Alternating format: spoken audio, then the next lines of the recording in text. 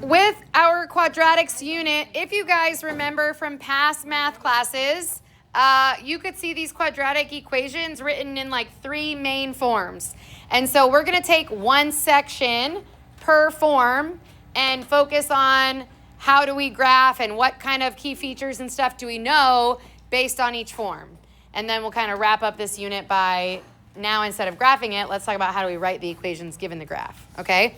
So when we're talking about quadratic functions, those are functions that are second degree functions. Second degree functions meaning they have an exponent of 2. Very good. And they create a U-shaped curve called a parabola. Now the form that we're going to focus on today is standard form. And the standard form of our quadratic is going to be f of x is equal to ax squared plus bx plus c. Bless you. F of x is equal to ax squared plus bx plus c. Now, right away, when we have these quadratics written in this standard form, we already know one key feature. This leading coefficient, a, whatever is in front of x squared, if a is positive, then your parabola is going to open up. If the a value, that leading coefficient, is negative, then your parabola is going to open down. Okay? A few other key features that we're going to talk about here. One of them is going to be the axis of symmetry. The axis of symmetry is going to be a vertical line, so vertical up and down like this, that divides the parabola into 2 equal parts. So similar to like what we saw in our absolute value, where each side of the absolute value were mirror images of each other, you had that they were reflections of each other. The U-shaped graph is going to be like that as well. So this vertical line, that's the axis of symmetry, that's going to divide the parabola into 2 equal parts. And the formula to find the equation for that vertical line is x is equal to the opposite of b divided by 2a. X equals the opposite of b divided by 2a. And again, the equation is x equals because it's a vertical line. And remember back from our VUX, vertical lines are x equals. And these b and a values come from this standard form. B is the coefficient on the x term, and then a is that coefficient of the x squared term. Okay? The turning point of a parabola is called the vertex, and when the vertex is the lowest point, it's called the minimum. When the vertex is the highest point, it is called the maximum. Mathematically, to find the vertex, you're going to plug the x-coordinate of the axis of symmetry. So if the axis of symmetry goes right through the middle of the parabola, it's going to have the x-coordinate of the axis of symmetry. So we're going to use that x-coordinate and then like our function notation, plug it into our quadratic equation and solve for the y-coordinate. And then we'll have that xy pair that is our vertex. And again, the x value of our vertex comes from this x value of our axis of symmetry. Then we plug in whatever that is and solve for the y. Okay?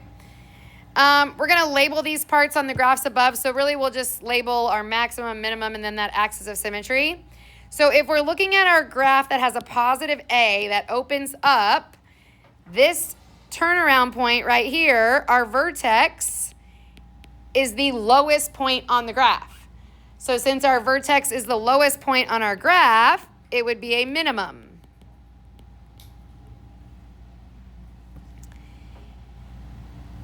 And then we have that vertical line that goes directly through the middle of our quadratic, splitting it into 2 equal halves. And I'm just going to abbreviate that and call that the AOS, axis of symmetry. It's the vertical line that goes right through the vertex because the vertex is the middle. So it goes right through the middle. And then on the opposite end of that, we've got our quadratic that has a negative a value. So it opens down. So the vertex now is the highest point. And since the vertex is the highest point, it is the maximum. But still, that axis of symmetry is going to be that vertical line that splits that parabola into two equal parts. If I were to fold it in half, one side would sit right on top of the other side. Okay, so the first thing we're going to do is practice identifying these key features because we have to be able to find them in order to graph them. So I've given us 3 examples, and first we're going to determine whether or not the function has a minimum or a maximum, and then we're going to find the axis of symmetry and the vertex. So our first function, f of x is equal to x squared minus 8x plus 9. So this is already in that standard form, ax squared plus bx plus c. Now the x squared term doesn't have a coefficient, but what's that invisible number? 1, very good. So the first thing we're determining is if this function is going to have a minimum or a maximum. And remember, this a value tells me whether the graph opens up or down. Since our a is positive, this quadratic is going to open up, which means its vertex is going to be the lowest point, which means it has a minimum.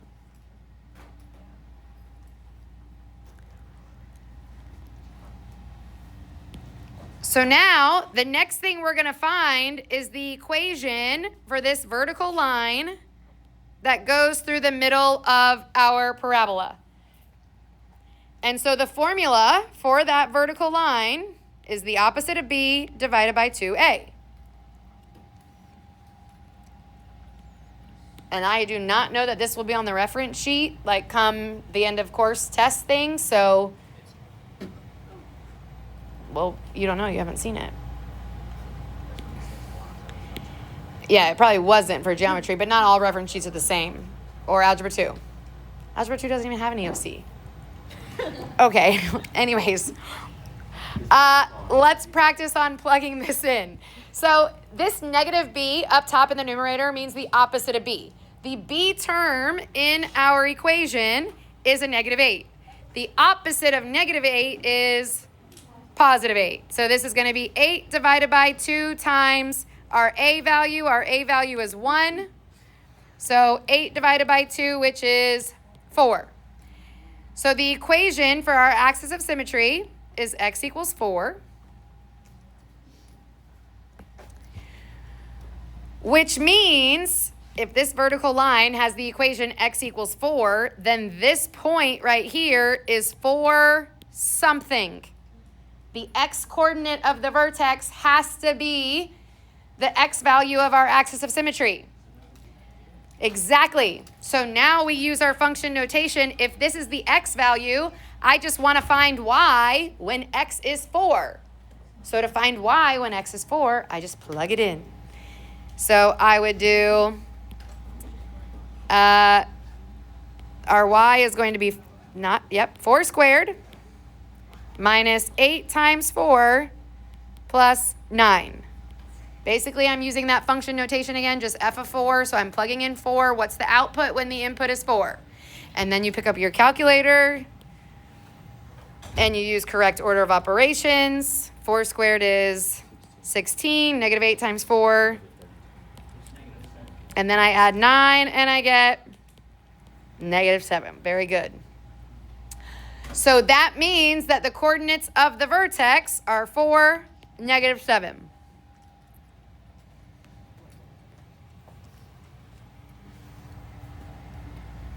All right. So let's practice this 2 more times. Number 2, we got f of x is equal to negative 2x squared plus 7. So again, in standard form, ax squared plus the bx plus the c. This a value tells us which way our quadratic is opening. It's negative, which means it's opening down, which means it has a maximum. So now we know the vertex is a maximum. Now we're going to practice finding the axis of symmetry. Again, the axis of symmetry being that vertical line. So the equation for that vertical line is the opposite of b divided by 2a.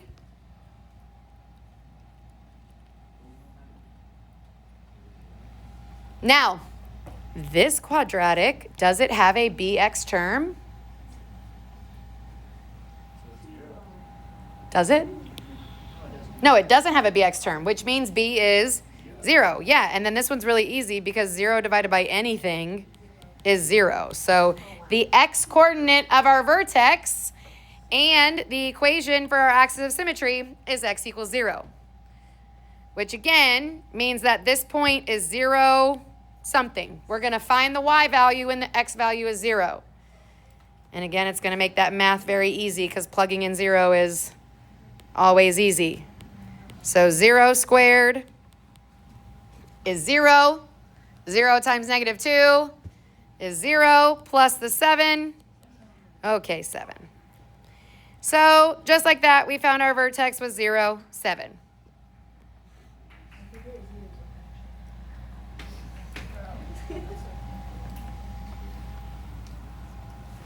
And practicing this one more time. Number 3. I did not include the f of x here. My bad. I know. F of x equals negative x squared plus 6x. So we've got ax squared plus bx plus c.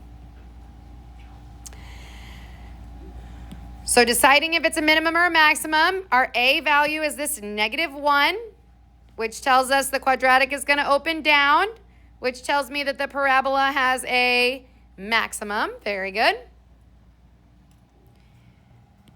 The next thing we're going to find is that vertical line, the equation for that vertical line that cuts our parabola in half. And the formula for that is the opposite of b over 2a.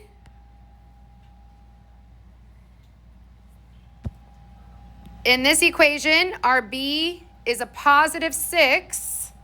So then the opposite of a positive 6 would be the negative 6. So negative 6 divided by 2 times our a value is negative 1. So 2 times negative 1. So it would be negative 6 divided by negative 2, which would be 3. Very good. So the equation for our axis of symmetry is x is equal to 3. And again, what that gives us is the x-coordinate for that vertex. So we can use our function, plug in the 3, and get the output. Now with this function, y'all be careful because this negative 1 out front, it has to be negative 1 times the 3 squared plus the 6 times 3. You don't just make that 3 a negative because of the negative x squared. That means negative 1 times x squared. All right, so then we would do the exponent first. So we square 3 and get 9, and then we multiply it by negative 1. So negative 9, very good. And then the 6 plus 3 is 18, and negative 9 plus 18 is a positive 9. So our vertex is the point 3, 9.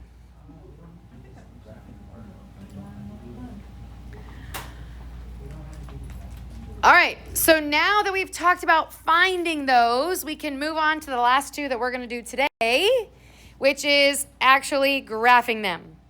So I've given you the 3 easy steps right up top, and we're just going to do number 4 while we walk through the steps. So number 4, the function I've given you is g of x is equal to 2x squared plus 8x plus 1. The first thing we need to do is find the axis of symmetry and then the vertex, because we have to know where the middle is. We have to know that turnaround point of that U-shaped graph. So we use our equation to find the axis of symmetry. X equals the opposite of b over 2a. These are all in standard form today. When we get to vertex form, finding the vertex will be easier. All right, so in this equation, our b value is a positive 8. So we're going to do the opposite of that in the numerator. So it's going to be negative 8 divided by 2 times our a. Our a value is 2. So negative 8 divided by 4, which is negative 2. So the x-coordinate of our vertex is -2. So what we need to find out is what's the y-coordinate. So when x is -2, what's y? So now let's plug in -2. So we would have 2 times -2 squared plus 8 times the -2 plus 1. And then just using our order of operations, -2 squared would be 4. 4 times 2 is 8. 8 times the -2 would be -16. And then I'd add the 1. So I would get -7. So my vertex is -2, -7.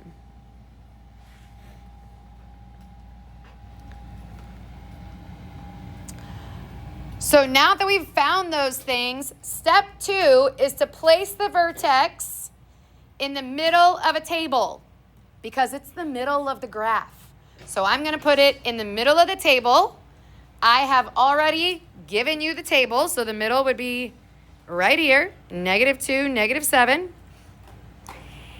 And then we're going to number up and down to complete the table. So what that means is if my vertex is down here at -2, -7, I want to fill my table with 2 x values less than -2 and then the 2 x values greater than -2.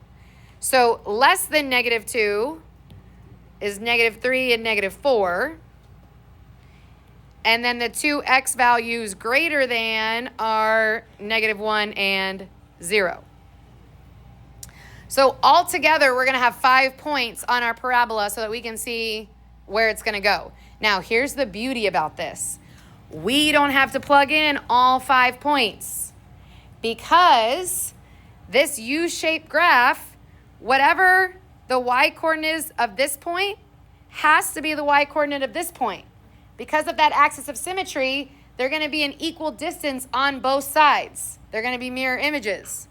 So if we just find all the points on the right, kind of like we did with our absolute value, if we can find the points on the right, then we can just do the mirror image points on the left. And then we don't even have to we don't have to actually do the math for all 5.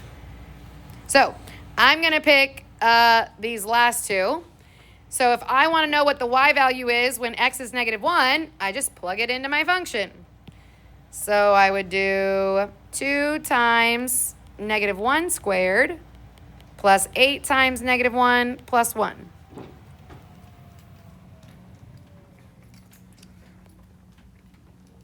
And so then you're just using your calculator to do this quick math. -1 squared is 1. 1 times 2 is 2. -8 plus 1, yep, it's -5. So -1, -5 would be right here. And then again, I'll do this in a different color, but that axis of symmetry we found is the vertical line right here. So if I have a point that's 1 unit away on the right here, that means I'm going to have a point that's 1 unit away on the left because they're mirror images. Yes, I did. You're right. Good point. Thanks. Thanks, Landon. -5 would be right here. And then right here. Very good. So if I have a point -1, -5, that means I also have -3, -5. And I didn't even have to do the math.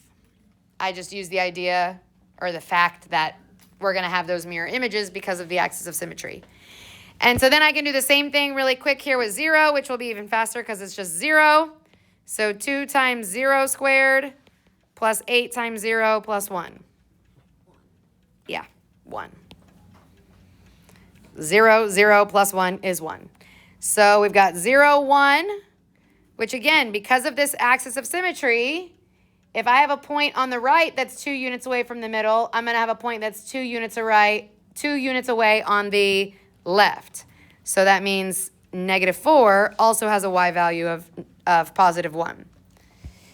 And then now you have 5 points, and you can see where that U-shaped graph goes. And then I threw in domain and range just for, you know, yep. What would be the domain, though, of like all these quadratics that have no real life context? As it's going to open up, it's going to continue going left and right. So as far as the possible x values, it's going to be what? Yeah, negative infinity to positive infinity. And so we'll use our little interval notation there.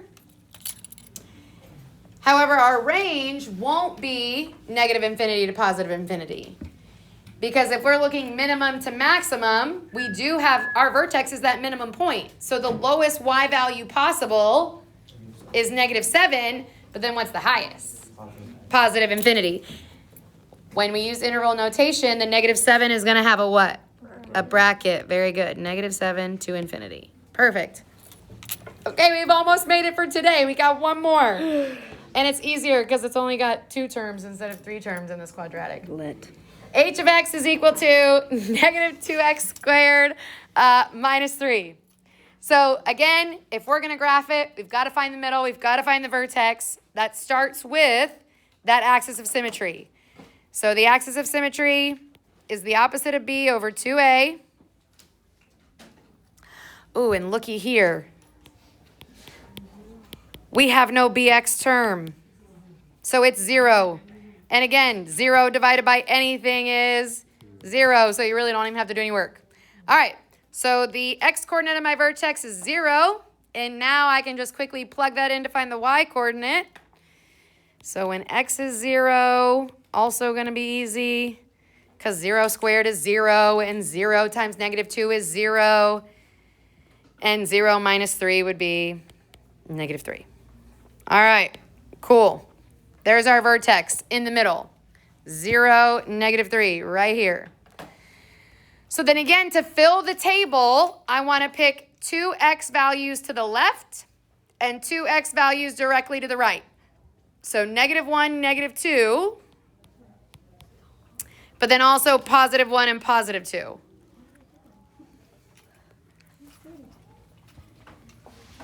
And then again, you don't have to do the bottom 2, but I just choose them these 2 times because they've seen easier. So I'm going to do these ones again because they're positive. Seems safer. So I would do -2 times 1 squared minus 3. 1 squared is 1. 1 times -2 is -2. -2 minus 3 is -5. So if I have the point 1, -5, it also means I have the point -1, -5.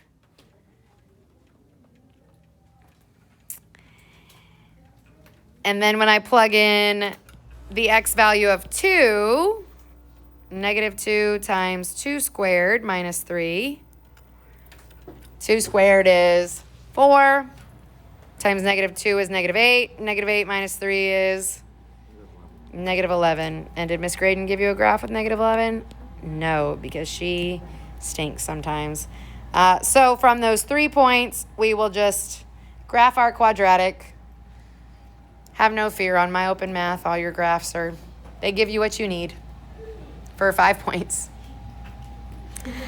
And then quickly again with this domain and range, the domain, easy, all real numbers. So -infinity to positive infinity, because it's going to keep going left as it goes right. But the range, because this opens down, we have that maximum point. So the highest y value is going to be the -3. But remember, when you write any of these intervals, it has to be least to greatest.